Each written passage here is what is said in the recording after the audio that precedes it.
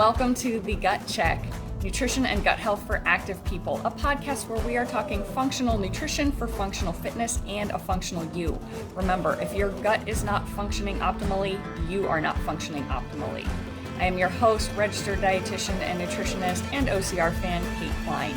You can connect with me on Facebook at The Dublin Dietitian, or go to my website for additional resources, services, and the video recorded versions of these episodes at www.dublindietitian.com. That's DUBLINDIETITIAN. As a standard disclaimer, the information provided here is for educational purposes only. While I strive to provide accurate and helpful information to my listeners and viewers, I cannot take into account individualized circumstances. This is not a substitute for personalized nutrition, health, and medical advice from a health professional. If you are ready to get your personalized plan, you can go to dublindietitian.com and schedule a complimentary strategy session to get a game plan in place for you to hit your health and fitness goals. So let's get to it. Welcome back to The Gut Check. It's time to dig into one of my most popular topics, IBS and digestive issues, basically the GI system. And I love and I am fascinated by our GI tract. It is powerful. It is complex. It's what helps sustain us. It's what helps protect us. It helps us stay happy. Yes, we'll talk about that, serotonin, happiness, and more. But when something goes wrong, too many conventional methods just sort of slap a diagnosis on it, give meds, and send people on their way, maybe with an eat this, avoid this kind of food list, and don't really get into what is causing those symptoms, because symptoms can be so generic and caused from so many different things. But there is this beautifully complex assembly line of things that happens from mouth to the esophagus, the doorways, the sphincters, little valves, the stomach, more doorways, small intestine, large and colon and out. And when something goes wrong somewhere in that system, somewhere in that assembly line, it affects things down the road. It's like a ripple effect down. So in this episode, Andy and I are basically going to do like a virtual tour of the GI tract from hole to hole, where we'll sort of talk about what can go wrong and where, and hopefully give you some ideas of what you might be able to do, or what you should look at or ask, what kind of questions you should ask, or what labs you could do, or maybe some tips you can try at home to help with that. So we're going to kind of hit like, what is IBS really? It's such a generic diagnosis. So what is it? What should your poop look like? We're talking about it. What could be the root cause of IBS, irritable bowel syndrome? Some basics to help with digestion, some reasons you might have heartburn or GERD that you could control, or things we can look at down the road, little things you can do at home, bigger things if that doesn't work. We're going to discuss the intestines, microbiome, H. pylori, SIBO infections, and so much more. So my takeaway I want people to have with this, I work with so many people with IBS. You don't need to suffer for life. You can get your energy back. I know that's a common problem. You don't need to be stuck on a restricted diet for life. There's the past episode we did on like low FODMAPs and therapeutic diets. Basically, there are reasons and answers. And in functional medicine, if you work with a functional nutritionist or functional practitioner, our goal is to find that root cause. What is going on and how can we address it? So that's, I love this topic. It's so important to me. Again, it's one I'm happy to answer any additional questions on, because this is as deep as we try to go. It really is still just kind of an overview of all the things going on. Now, a pointer, there are some visuals that we share in this video, such as like the Bristol stool chart, some stats and some numbers and things. So hopefully you can still get a lot out of this if you're listening to the podcast on Spotify or Amazon Music, or I'll link to the YouTube in the show descriptions, but I'll also have a link to my actual webpage on Dublin Dietitian, and I'll put the screenshots there as well. So if you want to listen now and then maybe check that out later, that's fine. But yeah, we get the Bristol stool chart, kind of the web of health issues that are all linked with the gut. So hint, if something goes wrong with your gut, It's more than just linked to things like Crohn's and IBS, but it can play a role in chronic fatigue, pancreatitis, metabolic syndrome, autoimmune disease, pain and myalgia, eczema, and so much more. So yeah, that's about it. I'm already chatting a lot here, so let's dive in. What I've realized the more and more I talk to people and see people in like IBS support groups and struggling with that is, unfortunately, there seems to be kind of a lack of truly understanding what that diagnosis means and what you can do about it. Correct. So we wanted to sort of do a tour of the GI system, walk and talk through the GI, where things can be off and how that relates to IBS. And what IBS is. And what does that mean? Right. And how your stool and your bowel movements can actually be some clues and indicators for that. So what does IBS stand for? That's probably a good place to start. Irritable bowel, what's our favorite word, Kate? Syndrome. So for all the folks sitting at home, a syndrome is, Kate? Kind of a random collection of symptoms. Bingo. Syndromes are random collections of symptoms, which means here is a big bucket of things that people experience. We're going to put this big bucket of things that people experience into one category that we are going to put a label on. And in this case, that bucket is irritable bowel syndrome. Irritable bowel syndrome.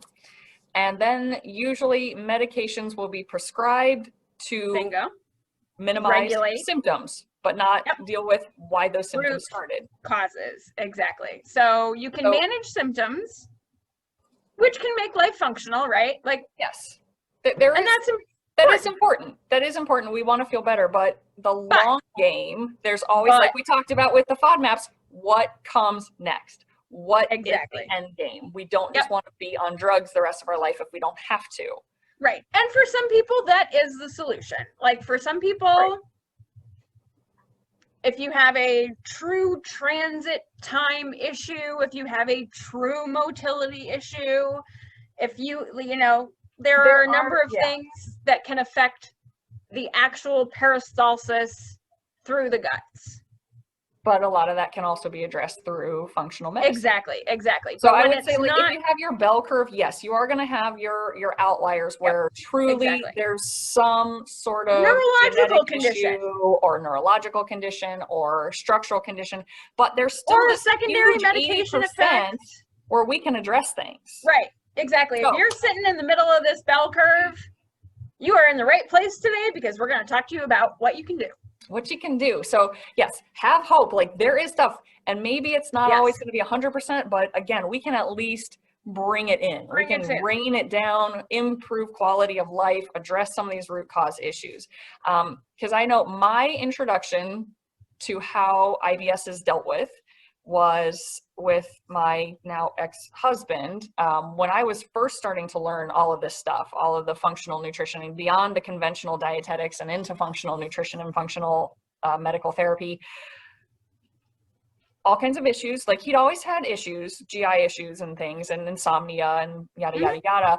And there was a summer where he went and he lost like 30 or 40 pounds, and he did not have 30 or 40 pounds to lose. Oof. That's rough. So he dropped to a BMI of like 17 or 18, looked very, very skinny, emaciated, muscle wasting, gaunt. And so we're like going to doctors, going to GI doctors. Yep. And he'd had that IBS. Sounds like SIBO. And it was SIBO, but we didn't know that at the time. And we went to GI doctors and basically the explanation he was given was, so think of your digestive system as like an orchestra. So you've got your stomach and your small intestines and the large intestines and the pancreas and the gallbladder, your accessories and all of this, and they should all work together like this nice orchestra playing in harmony and nice. Sure. But sometimes that doctor just doesn't know how to conduct and things just don't work. Things just don't line up, and that's IBS. The end. Well, or maybe you just need a new conductor. I'd say, or maybe you need a new person to help lead your digestive system to harmony. Yeah. nuances of analogy aside, the essential idea that he was told was just kind of tough luck. This is just sometimes what happens and there's Bingo. nothing to do about it. And I've Yep. heard other stories of similar things from GI doctors where they're told irritable bowel, it's people just don't work, it's the dumb luck of Yep. life. We'll try some meds, and if they don't work, Yep. literally have had this, here's a meditation CD, learn to just breathe through it. I've been there too. Yep. Good news, there often are things we can look at. There are reasons why your GI tract is not functioning as it should, and we Guys, can look at it. guess what? You're supposed to poop daily and not 7 times a day. 1 to There 3 is a- times. 1 to 3 Let times. me do a screen share here. Let me pull up Of my the- Bristol. This is my favorite thing in the world, Kate. The Bristol stool chart. I live my life by the Bristol stool chart. If I'm not kidding you. If I am at a beautiful Bristol 4, life is fantastic. So this is a Bristol stool chart. So for people with IBS, it is good to track this. Whether you're IBS-D and you're having too much, too loose, or IBS-C and you're too constipated, too infrequent, too strained. It's a guideline. It's not an end-all be-all, but it kind of shows you the different consistencies that can occur. And what you want are these like 3 to 4s. So Yep. smooth, kind of maybe a little lumpy, but we don't want it super lumpy and dry or hard pellets. That could just indicate you need more water. I mean, it could be as simple as that, but there Yep. can be other things we'll talk about. Conversely, we don't want like these blobby little things going on or ragged fluffinesses. Yeah, if it's real kind of soft blob, it might just be you need more fiber, need to clean up the diet a little bit, get out all the sugars, put in more vegetables, starchies. Or if we start getting into this real like yellowy or liquidy or whatnot, that could be inflammation. Yep. So again, right off the bat, there's just some simple things we can look at, hydration, diet, movement, things to address constipation, and then inflammation can be infection and other things. So that's kind of the end game, literally comes out the end, but we can talk through now, like from mouth and down and other things that can affect. Yes. Bum, bum. I'm sharing that. That's enough looking at stool for now. Yeah. So we like life to be at a beautiful Bristol 4. However, with IBS, there are, Kate, say it with me, 3 types. IBS C, C, constipated, D, diarrhea, diarrhea, and then everybody's favorite mixed M. Yeah, so you're fluctuating, you're constipated one day, then it all flies out the next. So, or you go from one end of the scale to the other end of the scale to the other end of the scale, and you just ping pong back and forth. Yeah, so there's sometimes different underlying causes for the 3 different types, but yeah, I kind of wanted to just talk through the digestive tract and what can go wrong and what that can do to your health in general and how you may note it as a different type of IBS.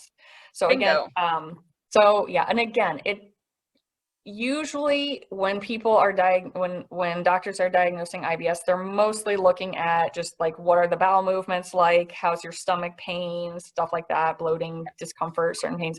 But I think anyone who has IBS knows that it becomes systemic. You feel fatigued, you feel tired, you can have other aches and pains. Because again, it affects your quality of life, right? If you're like, I need to like base my lunch around how quickly I need to be near a bathroom, or I need to base my day on like, hey, guess what? Can't really leave the house today because I can't.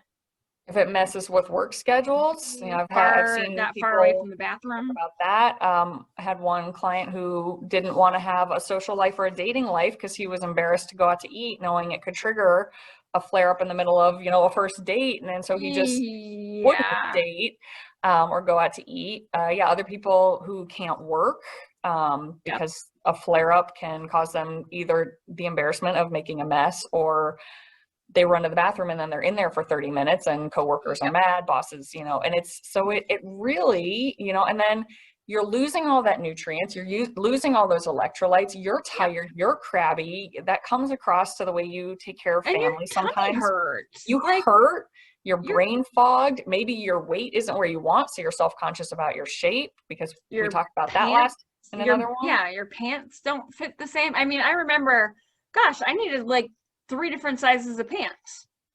Like normal, bloated, and ouchy. Yeah, and I've had a handful of IBS clients I've worked with that they say that one of their biggest stressors, like more than, they didn't like their weight, they didn't like their body type, they were tired of this. They knew that it was wearing them down emotionally, and they unwillingly were taking that out on their family. And they're like, Yeah. I hate that. That's not their fault. That's not fair, but I'm so tired. I'm so grumpy with how my body feels that Yep. I'll have a bad day and I'll lose my temper. I'm not sleeping, or whatever it is. So anyone Yeah. with IBS knows Yes. it's so much all more of than those just things. the toilet. It's quality of life, and it's all connected, as we will get to. I know we're kind of like working up to this over the last 15 minutes here, but Yeah, that's kind of wanted to hit that, like, because there's so much confusion about what is IBS. It's just this mystery, like my guts don't work, but it really could be many, many, many things. So kind of starting with oral health. Starting here. So oral health matters. There's, even when I was Big in time. school with conventional medicine, we already knew there was a link between oral health and heart disease. And heart disease. Yep. That's And already been pretty so fun accepted. fact, that's also like, there's also a big connection between oral health and joint replacements, right? So like if you've had a joint replacement, you're supposed to take a prophylactic antibiotic every time you go to the dentist, like for the rest of your life. Yeah. And we'll get to antibiotics. Yeah, that's a whole I know we've touched on it too. Yes, we'll talk about that too. But yeah, I mean, so oral health matters, and big time. The way you chew your food matters. I mean, this is getting into kind of a small thing, but again, it's like, rule it out. First, just make sure. Well, chewing your food well and giving it time to mix with the salivary amylase to help break it down before it gets into your stomach. And I've worked with people. I had 2 brothers. I've told this story a couple times to people, but to me, it was just such a stark example. 2 brothers that I was seeing separately as clients. They each owned a grocery store and were just like, go, go, go, go, go, go, go, go, go all the time. And they came to talk to me about heartburn. Both had massive heartburn, bloating, discomfort, And a lot of people would eventually, oh, you have heartburn, let's put you on a PPI, or you're bloating, let's do this, or let's, even from a functional nutrition, let's throw digestive enzymes at you, let's throw stomach acid supplements at you. And those have their place and I use them. But in their case, talking to them, literally they were inhaling their food. Like when I was talking about your food. Oh, I inhale my food in like 5 minutes and I run. And I gotta go. And I'm like, you have to slow down, breathe and chew. And they both came back a week later, both of them, no more heartburn. Yep. Chew your food. Yeah, so chew your food, take your time, breathe. And then some other little things with that, like you may need to limit fluid intake with meals for some people. Don't wear tight clothes. I know a lot of times women, we're trying to wear clothes that show off our, make us feel good and confident, but is that belt too tight? Just little things like that you can check. So, and that's actually a good point. So one of the, when I first, and we're going to go in the Wayback Machine at the moment, but when I first got diagnosed with GERD, he was like, yeah, avoid like tight clothing around your diaphragm, avoid, tight clothing around your waist, blah, blah, blah. And, this was GERD specific at the time, but speaking of that heartburn, and the first question I asked was like, so does that mean I don't have to wear a bra anymore? And he was like, hey, you do you. But honestly, I got it, like, where that sits, man, makes a big difference for me. Okay. And that's so, like, depending upon your anatomy of, like, your rib cage and where things are sitting, belts, and I mean, and guys too. So what are those pressure points? Tight pants. Yeah. So think about, like, if you're sitting, how do your clothes feel when you sit? And if they're pressing somewhere that doesn't feel great on your digestive system, maybe reevaluate that item of clothing. So it could be that. You know, they say try not to eat too late at night and then go to sleep, 'cause then you're laying down. And there's things about, well, lay on your left side or your right side. And like, that's all well and good, but the whole thing is you probably just ate too much too late as well. Right, So and you shouldn't be let's address lying that. down. Yeah. But yes, if it feels better to lay on your side, you can do that. But again, so those are just some simple things. I know that's probably for most If people your listening teeth not the hurt, go to issue, the but I just want to throw it dentist. there. If your jaw hurts, go to the, you know, like if it hurts to chew and it hurts to eat here or here, deal with those things. Yeah. And then the other thing here, we do have bacteria in our mouth, and we should. Mhm. Like the Yes. whole system, except for the small intestine, like we talked about in the one about FODMAPs and SIBO, we have different bacterial microbiomes like in our mouth, very different than what's in our large intestine, different than what's like on your eyes, different than what's on your skin, and so on. But that oral health is important. So people who are like incessantly mouth washing and using antiseptics and killing all bacteria, again, bad bacteria can take over. So that is important. We need the good bacteria. We need good salivary amylase. We need good oral health. Yep. That's kind of step number one, because, and we'll come back to it, but bacteria can be a major factor in why we have IBS. And we'll hit that more when we get to the large intestine. Huge. Yep. So that is very, very important. Yes. Microbiome, critical. Then we get into stomach, where, and we've talked about this kind of too, but stomach acid matters. It is very critical. You need One, it. it helps break down food. So if your stomach acid isn't acidic enough, it's not going to break down food. So you get bloating, gassy, and you get heartburn. Heartburn. Contradictory to what most people think, but if you have heartburn, a lot of times it's actually that low stomach acid, or not acidic enough. It's too basic. It's still acidic, so if you burp, it still burns, but it's not acidic enough to actually digest your food, because food comes down into the stomach, but the release valve at the bottom of the stomach gets triggered by how digested your food is. And if you don't have enough acidity in there to actually digest things, that one won't open. And the other thing that happens, the sphincter here, the little doorway. So normally, yeah, these two doorways, you have one that closes at the top of your stomach, and I can't see, so I'm just kind of, top of your stomach should close, bottom should open when stomach acid is appropriate. Now, if your stomach acid is not acidic enough, this one doesn't know to open, this one doesn't know to lock shut. So now you have slightly acidic food sitting there, not digesting. This guy doesn't close, so you can get reflux. This one doesn't open, so your body doesn't want to digest. And some of the things that can cause low stomach acid or poor stomach acid: H. pylori, PPIs, chronic PPI use, chronic H2 blocker. Not so much chronic medications, stress. Stress is another huge one. Stress will boost it for a while, but eventually drops it. Lots of food choices. So changes it. Let's see. Some of the common triggers: alcohol. I'm trying to think other common triggers. A lot of times, for some folks, it's dairy. I'm trying to think of some of the other common. People who are told to take Tums for their calcium. Oh my God. I was blown away. Someone told me that this has been their recommendation. First of all, it's not an absorbable, useful form of fucking calcium. I sent her our supplement talk because she said she was told by her doctor to take like 2 Tums 4 times a day for her calcium. I was like, no. No, you can't absorb it. That is like literally your osteoporosis worse. Yes.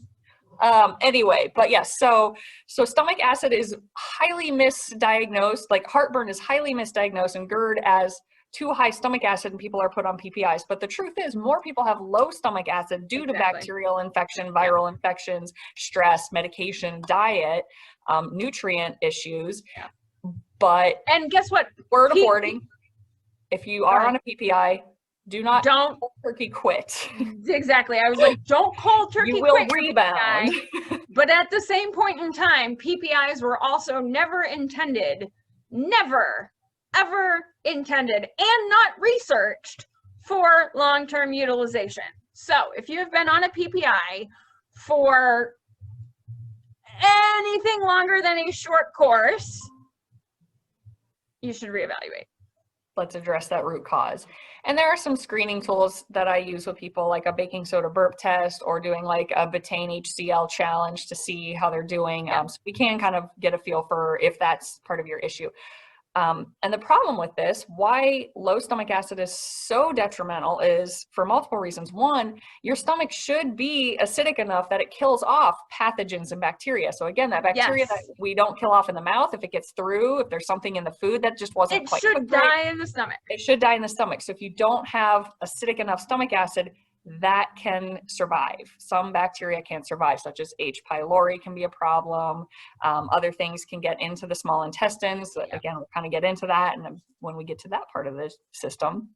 But another problem, and this is sort of one of those circulatory things, if your stomach isn't acidic enough or doesn't have enough of the good digestive enzymes, not only is it causing all that bloating discomfort, but you're not getting the full nutrient value out of your food. Exactly, because your body is literally not breaking them down. And there are certain foods that you need and nutrients and vitamins like B vitamins that you need to make proper stomach acid. Exactly. So if your stomach acid isn't good enough, then you can't get the vitamins you need, and you don't have the vitamins and it can't make the stomach acid. So it's a vicious cycle, and that's yet another reason for certain multivitamins and B complex vitamins. Yep. So that's so important. So if you're on a PPI, think about these things, please. And as someone who, I also have a hiatal hernia, so like the muscle are in my diaphragm through which my esophagus passes is blown. So unless you have a structural abnormality, reevaluate your PPI use and talk with your GI doc or your primary care physician or whomever it is, because these things were never intended to be long-term uses. Yeah, and there's a lot of side effects for chronic use. And then again, you're not addressing that root cause, so you've got all these other issues. So there is a very strong correlation between PPI use or heartburn and essentially from that low stomach acid, because again, you're not breaking down nutrients, you're not absorbing, protein's a big one, and osteoporosis later in life, because you're not getting the protein, calcium, vitamin D, magnesium, all that you need. So don't just mask the symptoms with a drug. Fix it, because you're going to have problems later in life. Yeah, you're going to need those. You need those nutrients. Don't yes, please, please, please. So PPIs are not long-term medications. Period. End of sentence. So kind of, we got the bacterial balance that we need and the right enzymes in the mouth, down to the stomach, same thing. Kind of, because again, follow the bacteria here. It's it's a major thing. Follow the arrows. Just follow. Don't say no. I'm just gonna like ad lib Sesame Street throughout. I'm just gonna riff. But so that can be a part of some of the symptoms of IBS. That bloating, that indigestion, heartburn, GERD can be due to some of these issues: the stomach acid, the lack of digestive enzymes, the esophagus not closing correctly, the sphincters, those sort of things. And then that H. pylori infection, and then that bacteria. So moving on, once your body does decide it can open up, stomach, we now move into the small intestine. And we've got the small intestine, where normally there should not be any bacteria, because it all should have gotten killed off in your stomach. In the stomach, correct. But if you have stomach issues and digestive issues, and you haven't digested your food enough, some of that bacteria now gets down to your small intestine. Bingo. And this is disastrous. No, I would not know anything about that, Kate. Can you please tell me more? I have never experienced this. I'm not sure I want to go too deep into it, because we had a whole talk just last week about FODMAPs and SIBO. So I would like to point people, we'll summarize, but if you want a deeper dive, I'm all part of it. Let's do a short dive. We'll do Small a short intestinal bacterial overgrowth. SIBO means that bacteria got in through the stomach. It's possible it backed up from the large intestine. We'll get to that when we get to the large intestine. But we have our small intestine. It should be basically sterile. Sterile, aseptic, bacteria. Clean. The purpose, yes. So again, if something is coming through that shouldn't, if bacteria is making it through that stomach area, we now get SIBO. And this is bacteria, doesn't matter if it's good or bad, it's in the small intestine where we do not want it, and now we get more issues. Period, end of sentence. This is another one of these, like, no, it should not be there. That's it. And when it's there, it can present as many things. Let me do many a things. screen share here. I was going to say, I'm sure you have something Oh ready. my good It Lord. can Yes, present look at as this. so Boom. many fun and excited things. These all stem from bacterial imbalances and dysbiosis. So eczema, a Crohn's disease, ulcerative colitis, irritable bowel syndrome, leaky gut, detox, yada, yada. Pause it if you want to read over all of these. Yes, please So pause this is it. inflammation and bacterial infection are behind all of these. Yep. And it's one of those things that physicians don't tell you that Yeah, and so in all of the these conventional things medicine. are associated with SIBO. So hypothyroidism, lactose intolerance, Crohn's, sclerosis, celiac, pancreatitis. RLS, really? Restless leg can be. I mean, that one's easy to check with like a magnesium issue, but Yeah, yes, so that one's a little easier because the magnesium can help solve it. Yes, I'm saying these are associated. This is not 100% cause and effect, but because our body is such a web, if something is off, it can manifest in so many different ways. So all of these have been connected. And I've had people ask about autism and ADHD, like that can be exacerbated by GI issues and inflammation. And it's really been very interesting for me because I've really started looking at gut microbiome and brain health and mental health and neurological health, and whoa, buddy. Yeah. It is huge. This is another chart I want to show. So in these diseases, in research that was done, they were looking at how many people with these issues actually have SIBO. So people with celiac disease, 67% of them have SIBO, this bacterial overgrowth, and so on. So IBS, 78% can be due to SIBO. Fibromyalgia, 93. Holy sh! Yeah. So your gut is so critical. That's huge. I've never seen these stats. It is so much about the guts. Yeah. So again, but even with this, again, you real quickly to kind of caveat, do go back and listen to our talk about different diet types. We do, a good like 20 minutes on the low FODMAPs diet and SIBO. But the point of all of it had been that you want to figure out why you got the SIBO. So killing the SIBO off with antibiotics or an herbal protocol with diet, that's good, don't get me wrong, but you want to make sure it doesn't happen again. And that's kind of that next step, that what next? Like if you kill it off once, why did it get there in the first place? Is it because of that low stomach acid and lack of nutrients, or is it because of, motility issues? But figure out how it got there in the first place so that it doesn't happen again, because it is common for it to happen again because people aren't dealing with that. They're getting the brutal antibiotic treatment, the rifaxin, Xifaxin, coupled with things, or the herbals, and they'll eradicate it after a few rounds because it's rough. Yep. But if they haven't still addressed, like, how did it get there in the first place, it has such a chance of coming back. So kind of hitting that. SIBO is important. We should do a whole talk about that sometime. Yeah. And I think too, the underlying causes of SIBO, I think that's a great point. Yeah. You got to get all the way to that root cause, the how, the why, the prevention.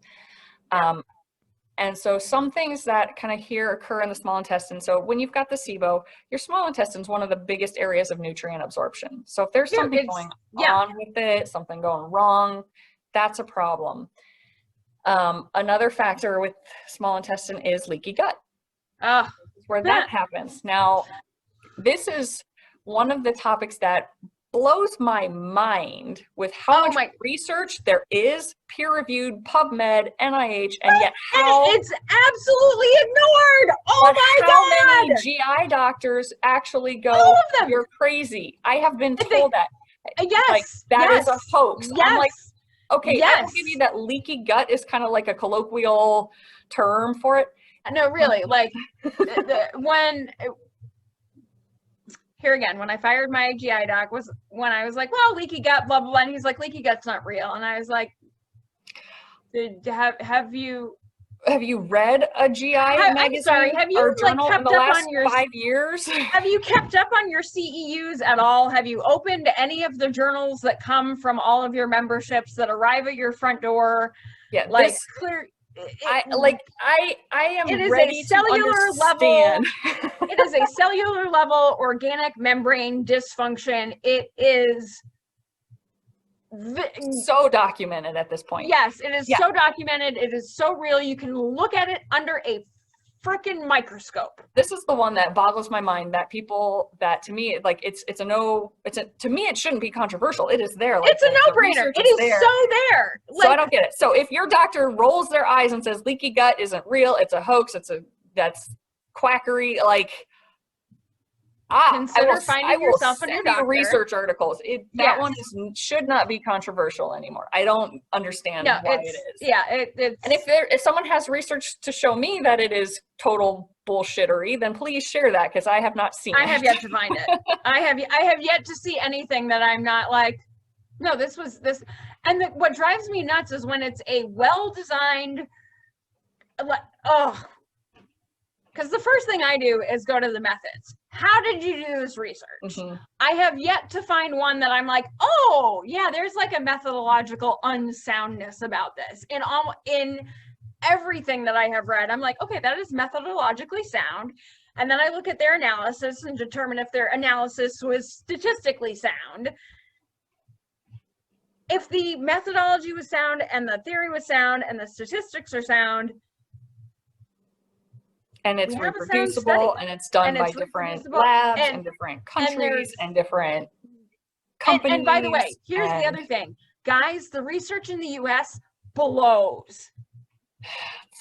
Like, that's the other thing. We are so far behind compared to Europe, compared to...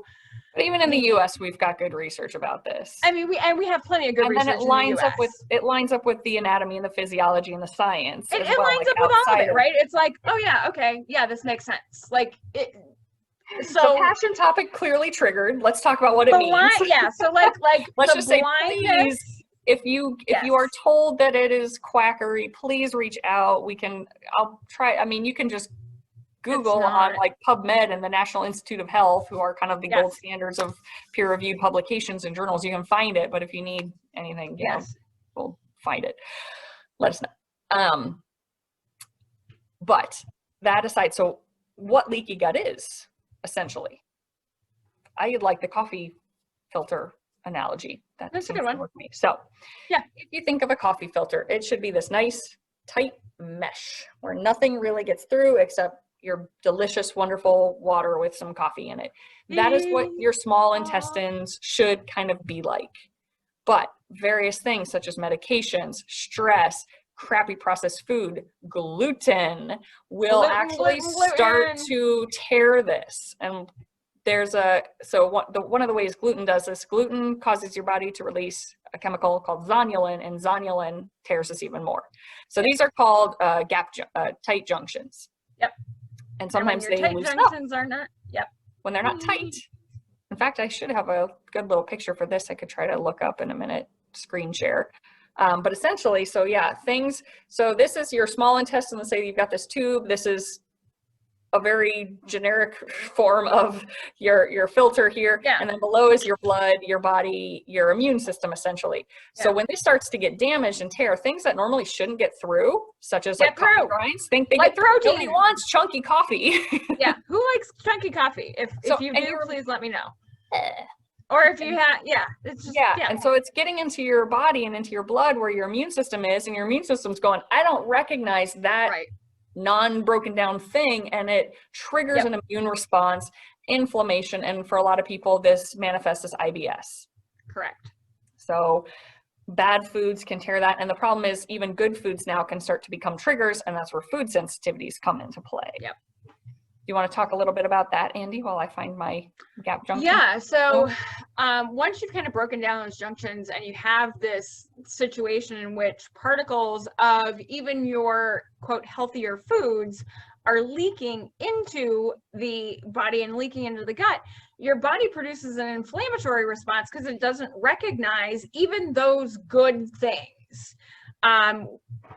When they are too big, when they are not molecularly broken down to the components that our body can process for nutrients and vitamins and energy on a cellular level when you're releasing proteins and fats and other things into the bloodstream in not their molecularly, anatomically usable Agreed upon. pieces. It's sort of like, Recognized. you have Legos, right? And you need to get down to like the little itty bitty Legos. You have to have the little tool that, like the orange thing that you can stick in between them and pry them apart, that we didn't have as kids, but apparently you now have. Like, if you can't break down into those little pieces that you need, the bigger chunks come out, and your body can't deal with these bigger chunks. Yeah, so this is a picture, again, like these normal tight junctions should be nice and tight, but sometimes cells get damaged. Sometimes we get this leakiness is what it's kind of, again, kind of the colloquial term, kind of generic term.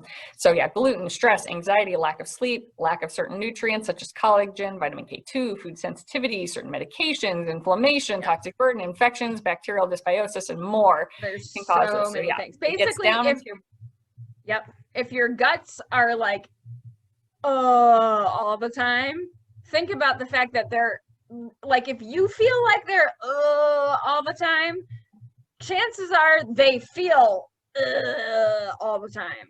Chances are they feel like this picture looks.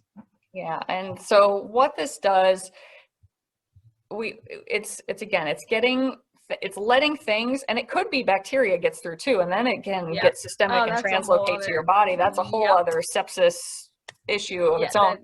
But these other components of food that can get in are now triggering such an inflammatory response. And if it gets high enough with enough other compounding factors, this is often a root part of autoimmune disease. Because autoimmune is your immune system basically going berserk and attacking anything and everything. And so enough of these kind of triggers can send that autoimmunity into flares. So it can be IBS, it can be autoimmune. There's usually a tight link between the two. I mean, I spent how many years seeing rheumatology and everybody else, and they're like, it looks like autoimmune, but like, it looks like autoimmune, but it looks like autoimmune, but oh, and leaky gut's not real. And then I was finally like, yeah, and again, like I see a lot of times where people have this IBS where there's GI damage and inflammation, and in addition, they're seeing a dermatologist for their rosacea or their eczema, and they're seeing a rheumatologist for their arthritis, and they're seeing a GI doc for their IBS, and they're all getting pills to deal with the different symptoms when it all comes down to the gut. Literally, the literal health of the intestinal wall itself. Oh my goodness. What a concept. But each specialist is just kind of treating their own little hub and not getting down to that root cause. Correct. So that's why we have to deal with that lifestyle and the food sensitivities and the bacteria and medications and sleep and hydration and all of it, because it all comes together to help keep you healthy. Yeah. And then some of the other things we see with that small intestine. So here's where we get into C versus D to an extent. There should be the sweeping of your small intestine roughly every 90 minutes after you finish eating. So there are certain things that can stop it. Gastroparesis, or kind of a paralyzed gut. Now you're not moving. Nothing's moving. So that bacteria can sit there. It doesn't get out. You get constipated. That becomes an issue. Yep. And you can have the other thing. Certain things flare it to, and now you have diarrhea. You've got food moving through so fast, so quickly, you're getting dehydrated, you're losing the electrolytes, you're not getting the nutrient absorption, you are exhausted, you're pooping all the time. And when it comes out looking not a whole lot different from the way that it went in, something's not breaking down. And there's a lot of different things that can cause it. Stress can speed it up, slow it down, certain medications, lifestyle factors, toxic burden, bacteria can cause that. In the case of my ex-husband, he had the IBS-D, and his was hypermotility. Actually, he went back and forth. He had some gastroparesis where he would eat and then just like be bloated for 12, 24 hours and not be able to eat, and then would have the diarrhea. And we determined through working with a GI doc who was more trained in this that yes, he had SIBO, and yes, he had had a bacterial infection at some point, we believe through food poisoning. I think it was Campylobacter was what they brought it down to. And what that did is, if I remember right, that specific bacteria was one the body attacks. And once it got rid of it, it looks a lot like the proteins in the stomach lining. So now his immune system, after attacking this, and we talk about molecular mimicry, and that'll be one we should talk about with gluten, dairy, and thyroid. Yeah, we should totally have that. There's the same issue. So it attacked this food poisoning bacteria that came in, and then turned and started to attack the proteins in his GI lining. Yep. That helped trigger that routine peristalsis, routine movement of the GI. So he was now a fluctuator, because it was getting damaged by his immune system. Yep. So we again, why is it not moving? Yes, you can definitely, there are some great like gentle herbals to help with peristalsis and movement if you're IBS-C, but we want to kind of deal with the why. What is the base cause? Yeah. And like, if there is a food that you eat that makes you need to poop, like in the middle of a meal, or soon after a meal, like I've just put down my fork and I need to run to the bathroom, you need to think about those foods. Yeah. Now, food sensitivities can be delayed. It can take up to 3 days for a food that you eat to trigger around, so that can be hard. That's why I like to do the testing, just like let's learn it, let's figure it out, test, don't but guess. If there's something step one, if there's something that you're eating that, aside from coffee, vitamin C we can leave alone. We all need some vitamin coffee in our world.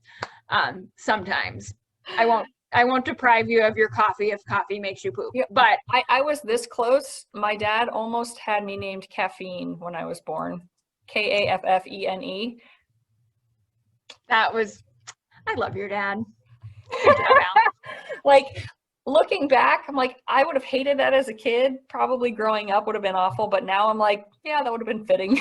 Yeah, that would have worked. That would have been fitting. That would have been okay. Yeah.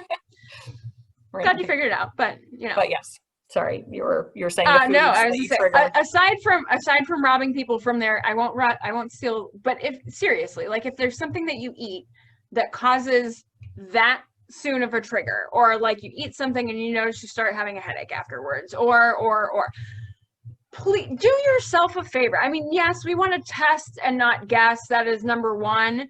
If that's not a guess anymore, once but that's not a guess anymore. Like if it's not a guess anymore, if it's like, hey, I'm gonna sit here and I'm gonna eat this chips and salsa and queso, and I know that I'm gonna be running, save yourself the pain.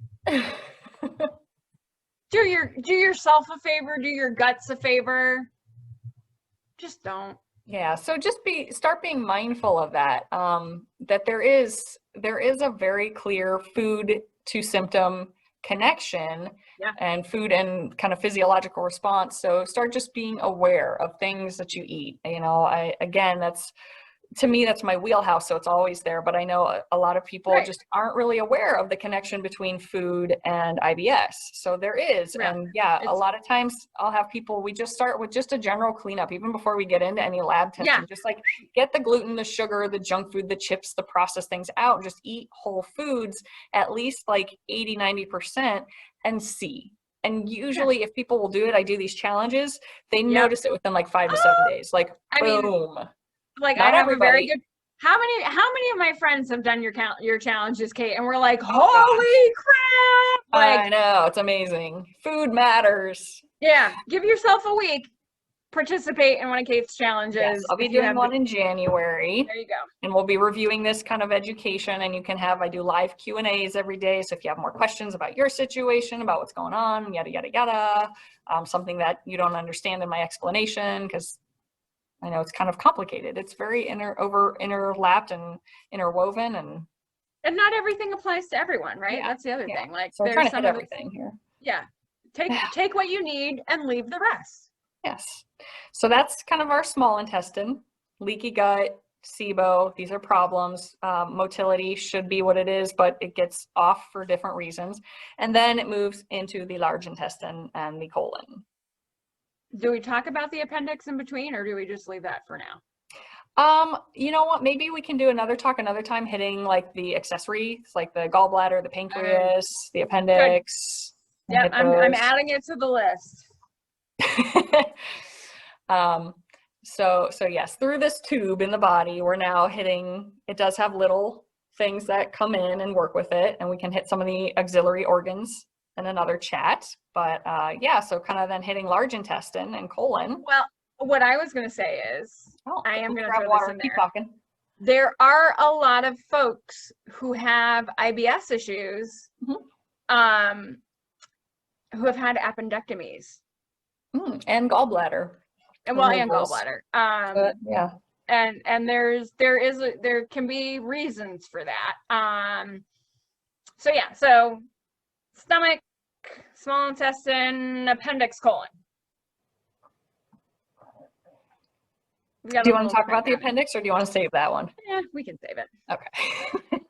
But it's there, and know that it's there, and it can be fine for people. It can be problematic for people, and there can be, if you've had an appendectomy and your guts are not great, that's something to think about, even if your appendectomy was when you were a kid, because it can play into the whole part of your immune system. Yeah, it's part of your immune system, and it actually plays into, it can play into IBS. Very good point. There we go. I'm just adding that in. Yeah. So we'll hit the auxiliary. That'll be fun. Let's do that maybe, well, I don't know, next week we'll talk. We'll figure that out. Next time, we'll hit the auxiliaries. Yeah, I think that'll be important as well. But we'll kind of hit large intestine. So large intestine is where we should have bacteria. Correct. So again, we want bacteria, good bacteria in the mouth, good health there, but then everything should kind of get killed in the stomach. Killed. Aseptic through the small intestine. Move through the small intestine and then just kind of chill in the large intestine. Correct. And the large intestine goes up one side of your abdomen, across the bottom of your rib cage, and down the entire other side. It is 5 feet in most adults. Something like that. 5 to 6 feet in most adults. So if you figure, it kind of starts up at your pubic bone and wraps all around your entire abdomen. And then colon, anus, and out. Yep. But so yeah, here is where we do want good bacteria. Here is where bacteria will fight for land in your body. So if you feed the bad bacteria, it will prevail and cause problems. So when you hear a lot about like the GI microbiome, this is kind of the core area for that. Yes, absolutely. And in addition, like a septic system, with bacteria, it can back up, and this is that other cause of SIBO. Yeah, so again, if that motility is not sweeping correctly and it stops, then instead of sweeping out the bacteria that might get there for some reason, it doesn't sweep, and that bacteria can have more time to proliferate and to grow and to colonize. Or if you're constipated for other reasons, even if it's just you're not getting enough fiber and enough water, if you are constipated, then that waste and those bacteria sit there, and again, they can migrate. Or some of the other things that happen, kind of a side note that you want to, again, why you want to deal with the root cause here. If that waste is sitting in your colon because you're constipated and you're not pooping, it's toxic. It's toxic. That's waste. And your body actually can start to reabsorb it. Yeah. And it absorbs more water, just making it worse and more hard. And guess what else comes out in your poop? Hormones and all kind. There is so much that comes out in your poop. Your poop is not just leftover food. Yeah, so it's byproducts, it's waste, it's the body trying to do its natural detox processing. So if you do not poop that out, there's actually an increased risk of colon cancer because that is just toxic stuff sitting there sometimes. Yep. But yes, let's hit those hormones. So first of all, real quick tangent about the constipation side of the hormones is your body, when it creates hormones, they have to get used, they get broken down, you should poop them out. So in this assembly line of things, if you are, again, constipated and you are not pooping out, your body goes, there's a backlog. We're going to back off on creating the hormones. Yes. And Oh my goodness, there are so many hormones created in the gut. Yes. Oh my God. Okay, kids at home, we have all been led to believe that hormones are produced in like the pituitary and the adrenals and all of these other things, and yet, true. The But there's still biggest more. producer But wait, of, there's more. but wait, there's more. The largest producer of hormones, all capital letters here, like I feel like I need to sign all. So like the vast majority, the large bulk, so much hormone production happens in the large intestine. And we were never taught that. And even if nothing else, it's affected by, because like And it's your thyroid hormones are made by, like, dealt with a kind of an assembly line with pituitary, You're right, exactly. hypothalamus, and the thyroid itself. But again, that backup, if it backs up, then your body goes, you are not, I'm good.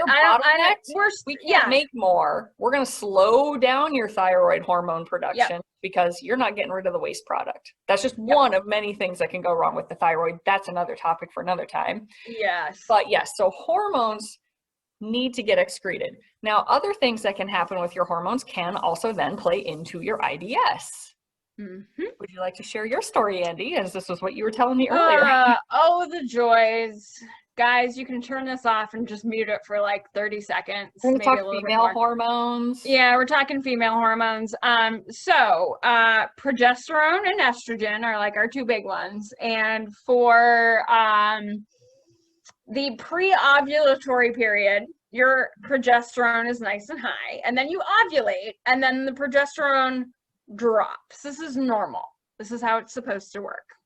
However, a really cool link if anyone wants to learn a little bit more about the female like hormone cycle, the luteinizing hormone and estrogen, LHS, FSH. Precision Nutrition has a fantastic article with video that I think is great. So if you want that, let us know. I'll find that article again. But anyway, yes, so there's constantly fluxes where one hormone triggers the next and yada, yada, yada. That gets into female hormones, but it is natural, like Andy's saying, for progesterone to drop at the beginning of ovulation.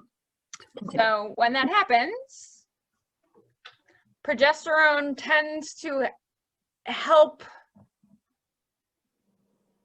aid, and I'm using a I don't want to get into the complex biochemistry of it, but basically low progesterone, less motility, more constipation is basically the story.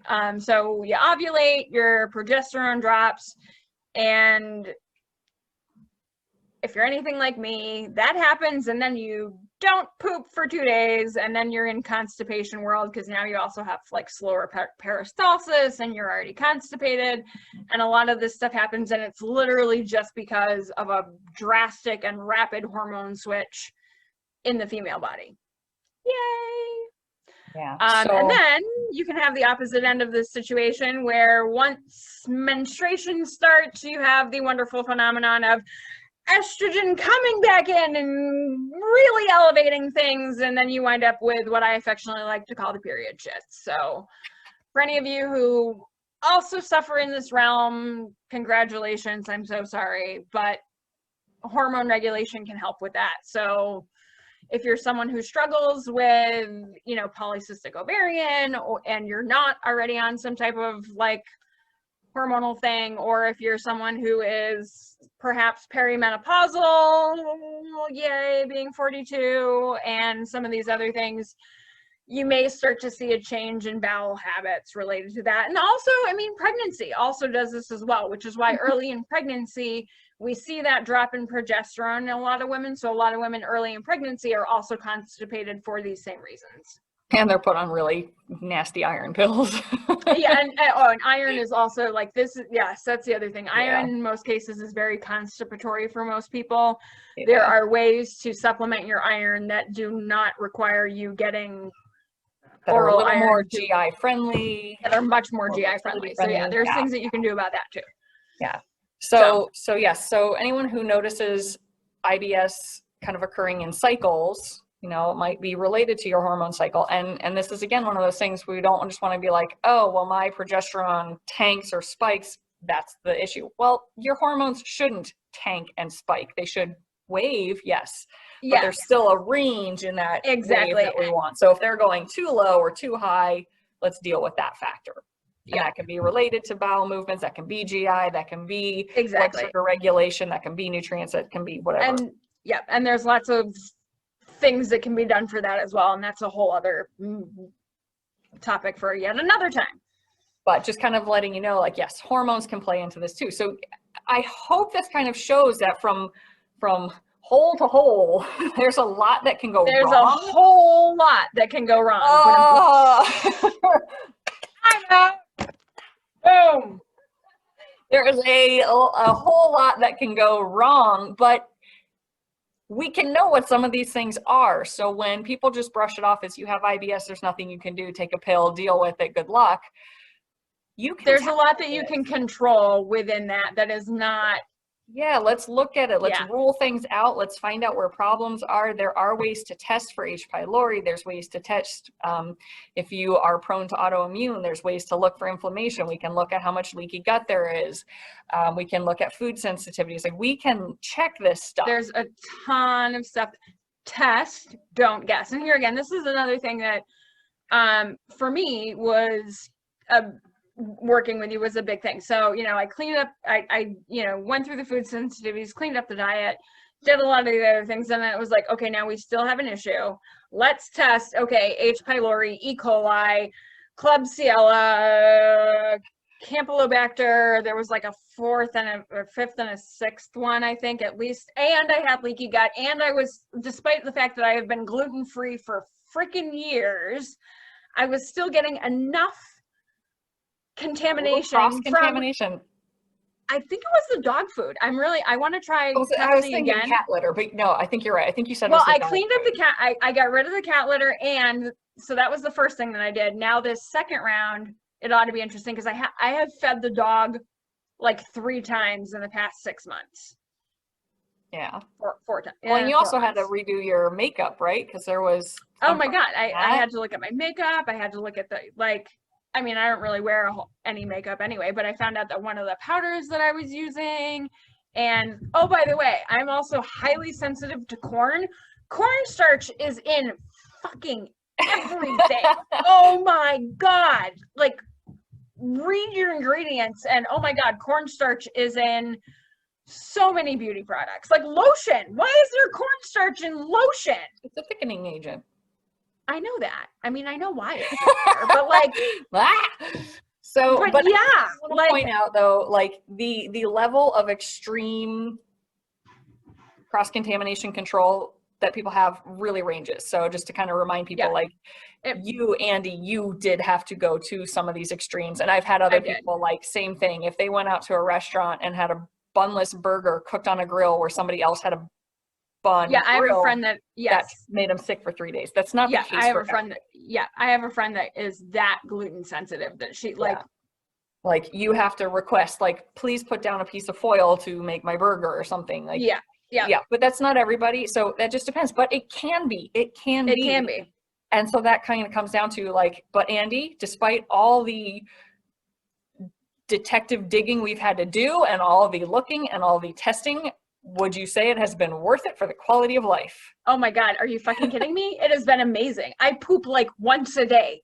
I remember your first review on my webpage, like, I don't poop 7 times a day, exclamation, capitals. Yeah, oh my, like, literally, I mean, it was absolutely amazing. That was the first and most amazing thing to me, was like, oh my God, I am not in the bathroom and of course, you know, and it's one of those things that, and I'm sure I'm speaking to plenty of people, sitting there and you're like, I can't even focus in this meeting right now. My guts hurt and I'm cramping, and okay, I'm just sitting here and I'm trying to pay attention to this meeting, but I can't because my guts hurt so bad and I'm trying not to shit myself. Well, and I mean, to that level, or I know I've had people who like they're afraid to go out for walks because they're afraid they won't be near a Be near a bathroom. bathroom. Or Yeah, people it's who, huge. some runners that I know, runners trots, Oh which my God, yes, yeah. sometimes you can just tweak with diet, but other times it's more Well, IBS and related. that was me Get all through back to high your school. adventures. Yeah, and that was, I mean, like, it was like a running joke that we would be about, like, routinely for me, 10 or 15 minutes into whatever sport warm-up it was like, hey guys, I'll be back. I'm gonna go shit my brains out, and I'll, like, so, I mean, that, like, that was the thing. Okay, I'm getting ready for a rugby match. Hold on, let me go do my own warm-up by myself before everybody else gets here, to then go find a bathroom to relieve my intestines, to then come back to the field and then warm up with the rest of the team. But it was like, this is ridiculous. Like, the level, the levels of accommodation that we put into our lives, when really getting at the root cause is, God, first of all, it frees up so much cognitive space, emotional space. Like, I mean, it truly is. If you're someone who is struggling, especially with mixed IBS or especially with IBS-D, I know constipation is its own, because I've suffered with that too. Battle, yeah. Yeah, I've obviously been there as well. But wow, I mean, it's a huge difference. So know that there are things that you can do to impact your life to get your quality of life back. Like, that was just the most amazing thing to me. That was absolutely the most amazing thing to me. After having seen how many GI docs for how many years where they're like, nah, good luck. This is the rest of your life. Guys, it doesn't have to be the rest of your life. It doesn't have to be. And like, I loved your kind of like your check-ins and your reports as we went through, not just the weight loss, because like we talked about, that's a symptom of what's going on. Yeah. So like, I mean, the weight loss was fabulous. It's great to be like, we love that. We all feel better that way. But yeah, I love being 100 pounds smaller than I was. You feel better, you got good muscle. But I loved, first of all, I cracked up with your report in about and not pooping 7 times a day. But then your story about being able to go visit, was it your mother-in-law down the hill? Yes. Actually, like, beat your family back up the hill for the first time. Yes. Like, you pulled out your resistance bands for the first time. Oh my God. How long? I mean, I've done, like, it's really completely changed my life. I mean, like, yeah, I'm able to do things that overall, I mean, the difference that it's made in the quality of my life, energy, sleep, my sleep has been better. As a mom, yeah. I mean, I can be a better mom. I can be a better wife. I'm not grouchy the way that I was. I mean, I'm always cantankerous, but I'm, being a cantankerous curmudgeon is sort of my. That's different than being a frustrated. That's a personality trait. I choose to be a contrarian, but like that is fundamentally different than sitting around literally feeling like a pile of shit because your guts are. I'm curious too. How much were you sleeping before, and how much now? Like at night and naps. Oh God. Because it was a lot, wasn't it? Oh God, I was sleeping like 12 plus hours a day. I mean, I would basically be. It's exhausting. Yeah. Again, like we talked about. I mean, you're devoid of nutrients when you're shitting them out all the time. Yeah, I was basically awake from like 7 a.m. to 7 p.m. if I was lucky, and like usually I would take a mid-afternoon nap. And then, I might be able to be awake around dinner time and up for a little while afterwards, but I was sleeping at least 12 hours a day. I was still constantly fatigued. The brain fog was unbelievable. I mean, just, I had a migraine for 4 months at one point. Literally, like, Kate, I had I mean, and I don't mean like I had a headache. I had there were neurological symptoms beyond just I have a headache. Droopy face. It was absolutely astonishing to me once we started to clean up the inflammation, get the gut healed, start absorbing nutrients, start digesting food. Like that was a Say big my one. next thought for you would be the nutrient panel. I was After gonna so say, yeah, long, we're if gonna, not, we'll talk. yeah. But yeah. Yeah, I was gonna say that's kind of on my list of like, we should just order these things. Yeah. But yeah, it really,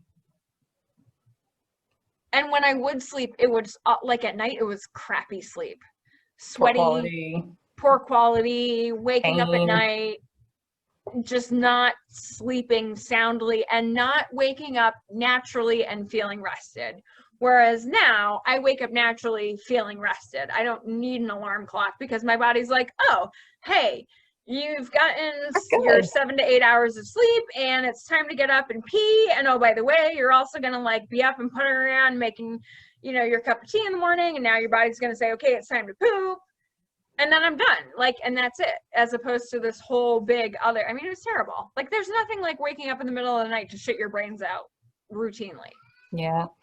I know that seems to be a common thing is, people say like, I wish I had control of my body. I wish I had better control of my schedule. I'm tired of working my schedule around my bathroom schedule. I feel like I'm chained to the toilet all the time. So yeah, it's exhausting mentally, physically, nutritionally, like your body is devoid. So totally reach out. Hopefully something in there kind of resonated with you. At the very least, I hope people understand we can look deeper. We have the ability to. There are things we can look at. There are things we can test. There are ways to deal with the root cause so you can feel better. You can improve your quality of life, and you can have that sound peace of mind that you're not crazy. And I'm going to make a lot of people tell you exactly how much this improved their.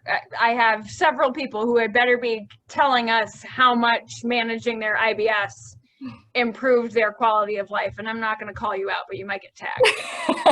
I'll let you do that. So that is our kind of verbal tour of the GI tract from hole to hole and all the whole bunch of stuff that can go wrong. There's a lot. Anyway, gang. So again, reach out if you have any questions. IBS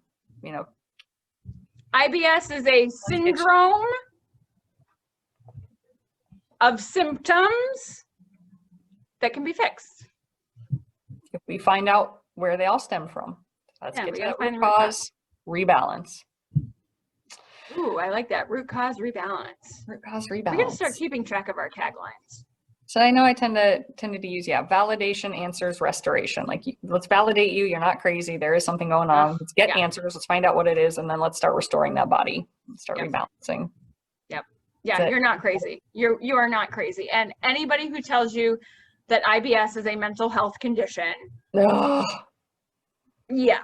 Well, and then I also, I always have a caveat at the end to throw in, like, oh yeah, right? Because I mean, our life is a series of caveats and asterisks. Come on, we need to can range, because I know one of the things that kind of breaks my heart is when I see people who have severe IBS being told by people with mild to moderate IBS, I still have a job, deal with it. Why don't you? And so I just ask for like compassion, understanding that because it is just such a general range of symptoms and you don't know what's going on internally. If you have H. pylori, if you have cholera, I've had a cholera client. Oh my God. You don't know what you don't know. And so it just being told you have IBS really is such a generic bullshit answer for what's going on. It's a non-answer. It's a here's your collective of symptoms. We're going to give that collection of symptoms a name. And sometimes that name means you can get this pill or this pill or this pill or this pill or this pill, or some of all of these pills to take depending upon what's going on in your body. And that's not management. That is not. So it can range from just like, okay, IBS isn't great, but you can still function. And it can be this backup of autoimmune and bacterial dysbiosis and infections and lifestyle habits that need to be pulled together. But again, it's saying, well, sleep better is hard when you're sick and you can't sleep. So vicious cycle. So let's break the cycle. Let's find the root cause. Let's dig in so that we can get you feeling better faster. Yeah. And the other thing is it's easy to go from manageable to unmanageable pretty easily. Yeah, because if you're So not dealing with let's that root go cause, the, it's just going to get worse. yeah, over exactly. time. If you're not dealing with the root cause is just going to probably get worse unless you address it. All right, Test, that's my don't wrap up. test. All right, thank you guys. Keep the questions coming, comments, questions, and requests. And if We're nothing here else, for Amy, you, I just and keep we talking love to you. it. Yeah. Yeah. Well, thanks for listening, guys. Did you catch that little bit about the January 7-day challenge? It's coming up. It's coming up fast. It's 100% online, so anyone can do it. I'm actually going to be trying a different method this time. The videos are saved, so you can watch them anytime. And we kind of do this sort of thing. We review the GI, we talk about some basics of food, how to understand what healthy food is. I know that's controversial. So I'll give you what I believe from all my research and experience. So if you want more, reach out to me on Facebook at The Gut Check with Kate or at kate.klein.rd for more information. And we'll be doing it this time in my free Facebook group, the Empowered Health group. I'll link that in the show description as well. I'd love to hear your thoughts on this episode. Have you experienced any of these things that we've talked about? Did something stand out as a specific area in your GI tract that maybe you want to focus on?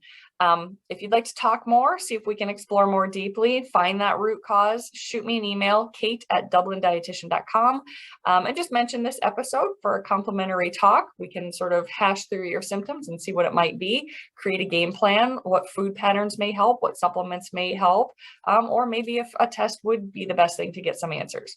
So remember, follow, subscribe, like, and share for more weekly content. Talk soon.